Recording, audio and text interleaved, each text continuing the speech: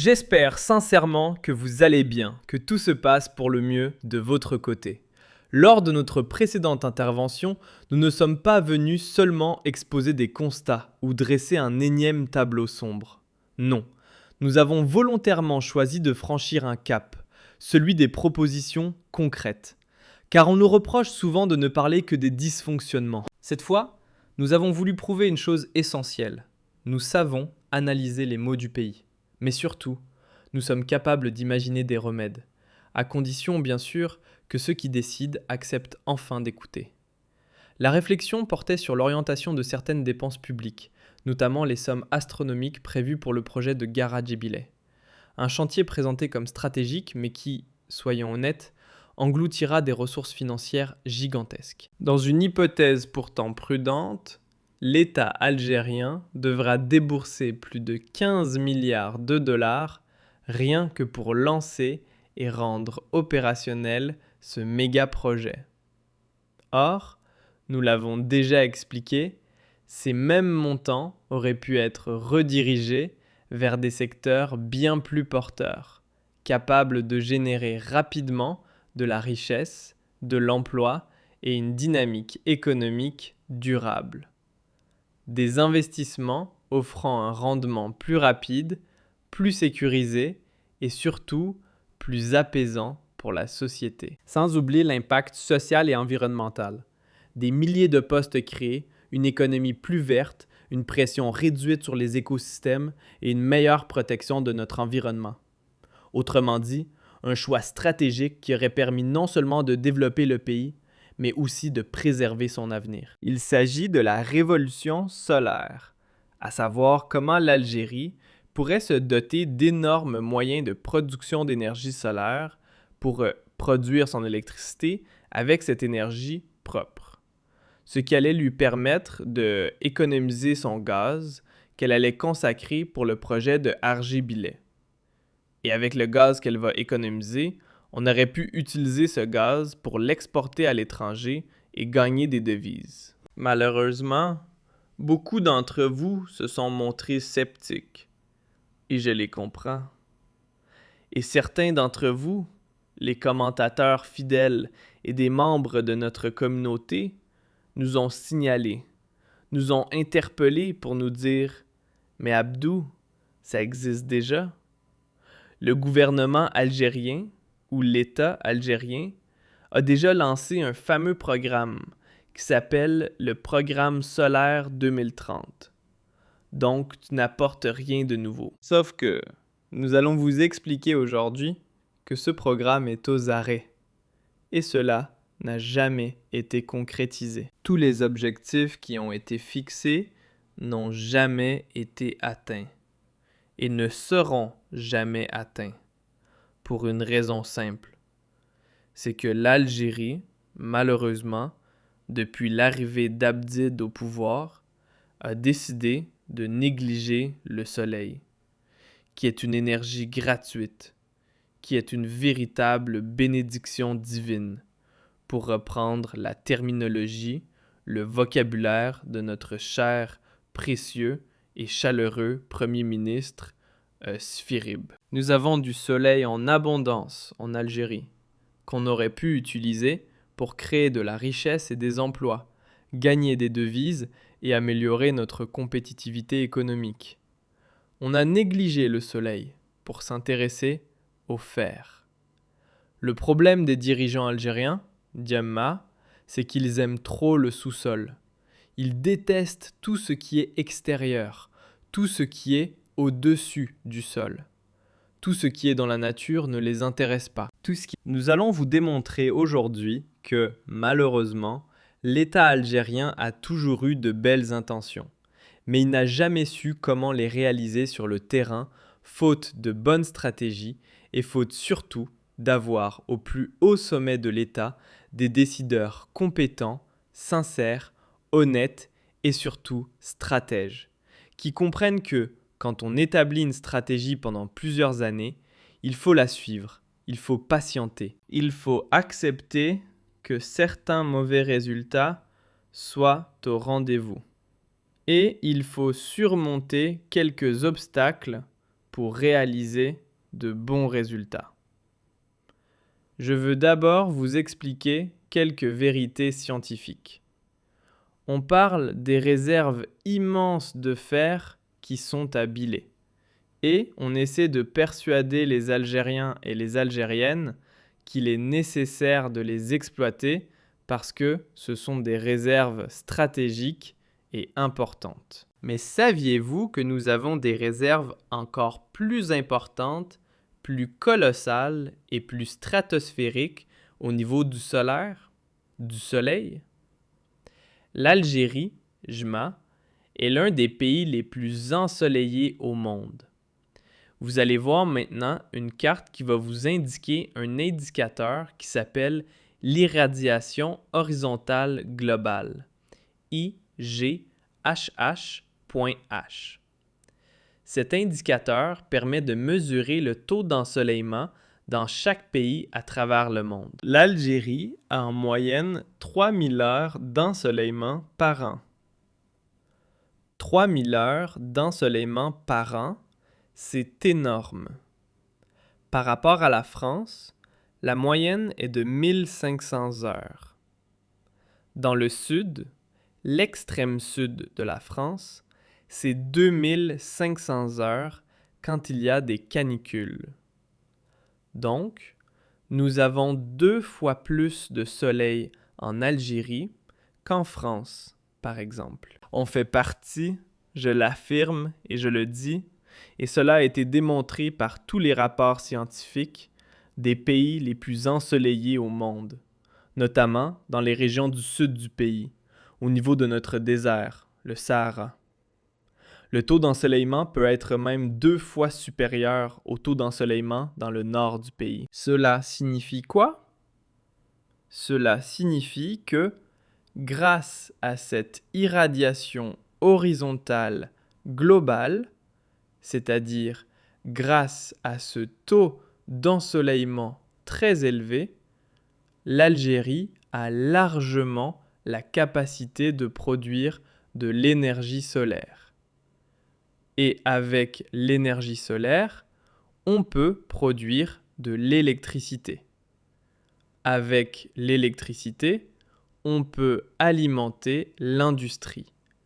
On peut répondre aux besoins domestiques. Et malheureusement, dans notre pays, où 99% de notre électricité est produite à partir du gaz, si on avait amélioré ou augmenté le taux de production de notre électricité depuis l'énergie solaire, depuis une énergie propre, le soleil, contrairement au fer de Rajbilet, ne pollue pas, ne menace pas l'environnement, ne menace pas la santé humaine.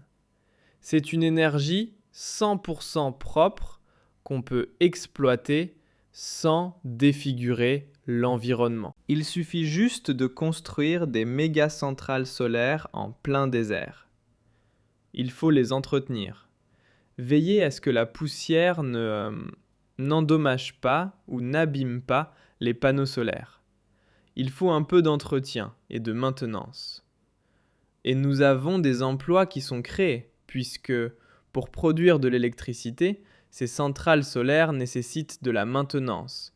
Il faut les garder, il faut les surveiller, il faut les faire fonctionner. Et l'énergie électrique, qui sera produite à partir de l'énergie solaire, sera donc transmise à Sonelgaz. Avec Sonelgaz, on peut alimenter des millions de foyers algériens par de l'électricité d'origine propre. Et le gaz que, encore une fois, nous devons dilapider chaque année. Nous consommons une vingtaine de milliards de mètres cubes et nous allons dépasser les 30 milliards de mètres cubes pour produire notre électricité. Avec cette quantité volumineuse de gaz qui sera économisée grâce à l'énergie solaire, on pourrait l'exporter à l'étranger, gagner entre 7, 8, voire même plus de 10 milliards de dollars. Parce que plus on produit de l'énergie solaire, plus notre électricité est propre, plus on libère du gaz pour nos exportations. Et comme ça, on gagnera beaucoup d'argent. Et cela, j'espère sincèrement que vous allez bien, que tout se passe pour le mieux de votre côté. Lors de notre précédente intervention, nous ne sommes pas venus seulement exposer des constats ou dresser un énième tableau sombre. Non, nous avons volontairement choisi de franchir un cap, celui des propositions concrètes. Car on nous reproche souvent de ne parler que des dysfonctionnements. Cette fois, nous avons voulu prouver une chose essentielle. Nous savons analyser les maux du pays. Mais surtout, nous sommes capables d'imaginer des remèdes, à condition bien sûr que ceux qui décident acceptent enfin d'écouter. La réflexion portait sur l'orientation de certaines dépenses publiques, notamment les sommes astronomiques prévues pour le projet de Gara Djebile. Un chantier présenté comme stratégique mais qui, soyons honnêtes, engloutira des ressources financières gigantesques. Dans une hypothèse pourtant prudente, l'État algérien devra débourser plus de 15 milliards de dollars rien que pour lancer et rendre opérationnel ce méga projet. Or, nous l'avons déjà expliqué, ces mêmes montants auraient pu être redirigés vers des secteurs bien plus porteurs, capables de générer rapidement. J'espère sincèrement que vous allez bien, que tout se passe pour le mieux de votre côté. Lors de notre précédente intervention, nous ne sommes pas venus seulement exposer des constats ou dresser un énième tableau sombre. Non, nous avons volontairement choisi de franchir un cap, celui des propositions concrètes. Car on nous reproche souvent de ne parler que des dysfonctionnements. Cette fois, nous avons voulu prouver une chose essentielle. Nous savons analyser les maux du pays. Mais surtout, nous sommes capables d'imaginer des remèdes, à condition bien sûr que ceux qui décident acceptent enfin d'écouter. La réflexion portait sur l'orientation de certaines dépenses publiques, notamment les sommes astronomiques prévues pour le projet de Gara Djebile. Un chantier présenté comme stratégique mais qui, soyons honnêtes, engloutira des ressources financières gigantesques. Dans une hypothèse pourtant prudente, l'État algérien devra débourser plus de 15 milliards de dollars rien que pour lancer et rendre opérationnel ce méga projet. Or, nous l'avons déjà expliqué, ces mêmes montants auraient pu être redirigés vers des secteurs bien plus porteurs, capables de générer rapidement de la richesse, de l'emploi et une dynamique économique durable. Des investissements offrant un rendement plus rapide, plus sécurisé et surtout plus apaisant pour la société. Sans oublier l'impact social et environnemental. Des milliers de postes créés, une économie plus verte, une pression réduite sur les écosystèmes et une meilleure protection de notre environnement. Autrement dit, un choix stratégique qui aurait permis non seulement de développer le pays, mais aussi de préserver son avenir. Il s'agit de la révolution solaire, à savoir comment l'Algérie pourrait se doter d'énormes moyens de production d'énergie solaire pour produire son électricité avec cette énergie propre. Ce qui allait lui permettre d'économiser son gaz qu'elle allait consacrer pour le projet de Argé-Bilais. Et avec le gaz qu'elle va économiser, on aurait pu utiliser ce gaz pour l'exporter à l'étranger et gagner des devises. Malheureusement, beaucoup d'entre vous se sont montrés sceptiques, et je les comprends. Et certains d'entre vous, les commentateurs fidèles et des membres de notre communauté, nous ont signalé, nous ont interpellés pour nous dire « Mais Abdou, ça existe déjà ». Le gouvernement algérien, ou l'État algérien, a déjà lancé un fameux programme qui s'appelle le Programme solaire 2030. Donc, tu n'apportes rien de nouveau. Sauf que nous allons vous expliquer aujourd'hui que ce programme est aux arrêts. Et cela n'a jamais été concrétisé. Tous les objectifs qui ont été fixés n'ont jamais été atteints et ne seront jamais atteints. Pour une raison simple. C'est que l'Algérie, malheureusement, depuis l'arrivée d'Abdid au pouvoir, a décidé de négliger le soleil, qui est une énergie gratuite, qui est une véritable bénédiction divine, pour reprendre la terminologie le vocabulaire de notre cher, précieux et chaleureux Premier ministre Sphirib. Nous avons du soleil en abondance en Algérie, qu'on aurait pu utiliser pour créer de la richesse et des emplois, gagner des devises et améliorer notre compétitivité économique. On a négligé le soleil pour s'intéresser au fer. Le problème des dirigeants algériens, Diamma, c'est qu'ils aiment trop le sous-sol. Ils détestent tout ce qui est extérieur, tout ce qui est au-dessus du sol. Tout ce qui est dans la nature ne les intéresse pas. Nous allons vous démontrer aujourd'hui que, malheureusement, l'État algérien a toujours eu de belles intentions, mais il n'a jamais su comment les réaliser sur le terrain, faute de bonnes stratégies et faute surtout d'avoir au plus haut sommet de l'État des décideurs compétents, sincères, honnêtes et surtout stratèges, qui comprennent que, quand on établit une stratégie pendant plusieurs années, il faut la suivre, il faut patienter, il faut accepter que certains mauvais résultats soient au rendez-vous. Et il faut surmonter quelques obstacles pour réaliser de bons résultats. Je veux d'abord vous expliquer quelques vérités scientifiques. On parle des réserves immenses de fer qui sont à Billé. Et on essaie de persuader les Algériens et les Algériennes qu'il est nécessaire de les exploiter parce que ce sont des réserves stratégiques et importantes. Mais saviez-vous que nous avons des réserves encore plus importantes, plus colossales et plus stratosphériques au niveau du solaire, du soleil? L'Algérie, JMA, est l'un des pays les plus ensoleillés au monde. Vous allez voir maintenant une carte qui va vous indiquer un indicateur qui s'appelle l'irradiation horizontale globale, IGHH.H. Cet indicateur permet de mesurer le taux d'ensoleillement dans chaque pays à travers le monde. L'Algérie a en moyenne 3000 heures d'ensoleillement par an. 3000 heures d'ensoleillement par an, c'est énorme.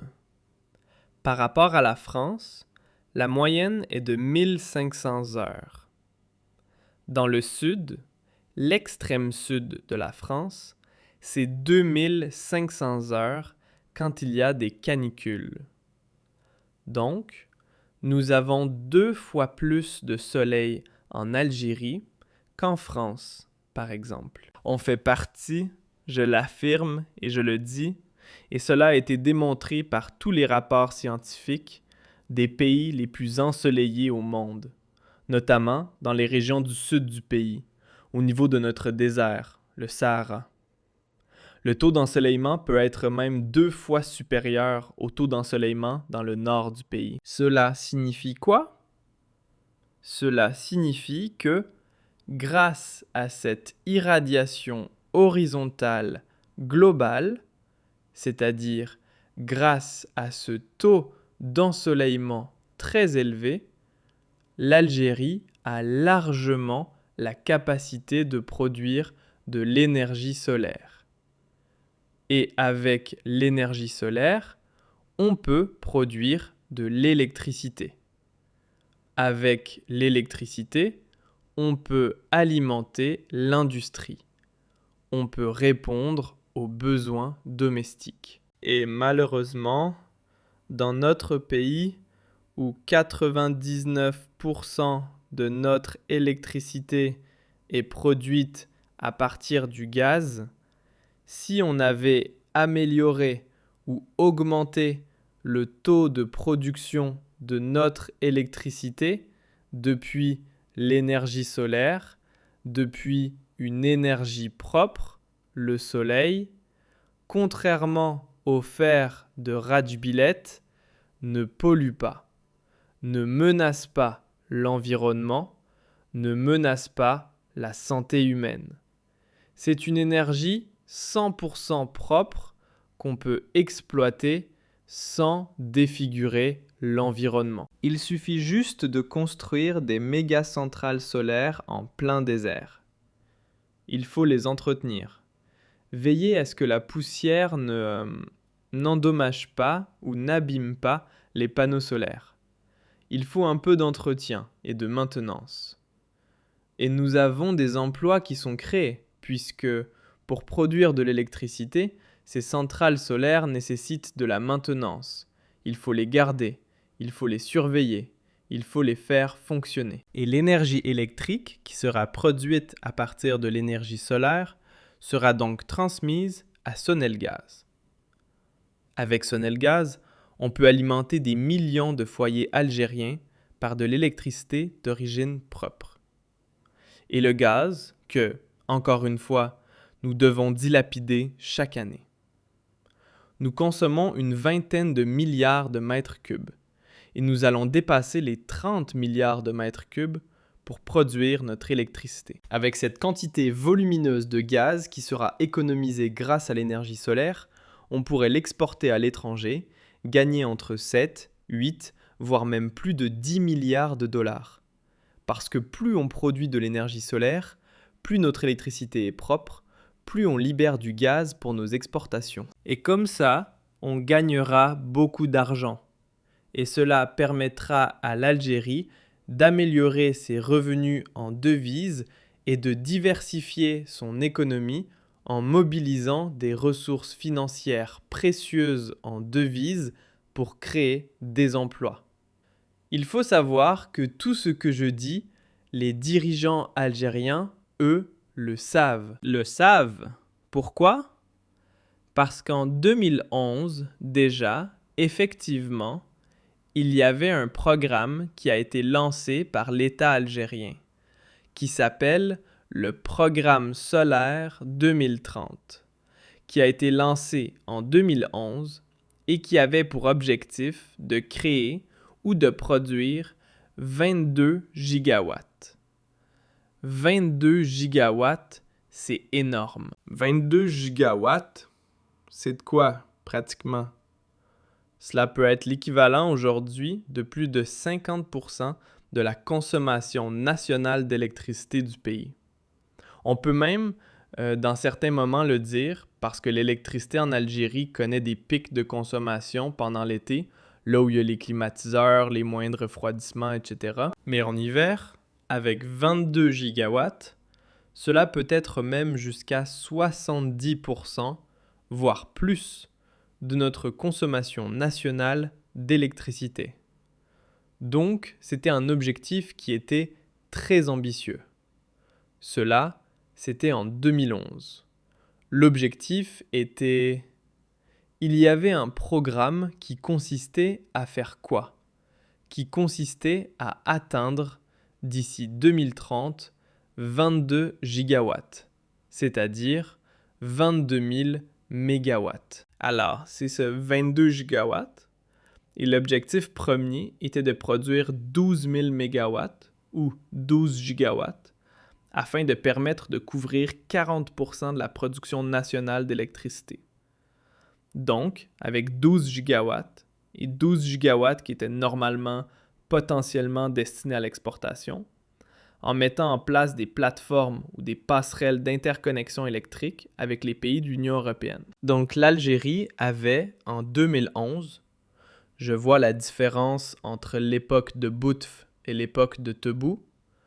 En 2011, on avait l'objectif d'exporter de l'énergie électrique produite depuis l'énergie solaire essentiellement.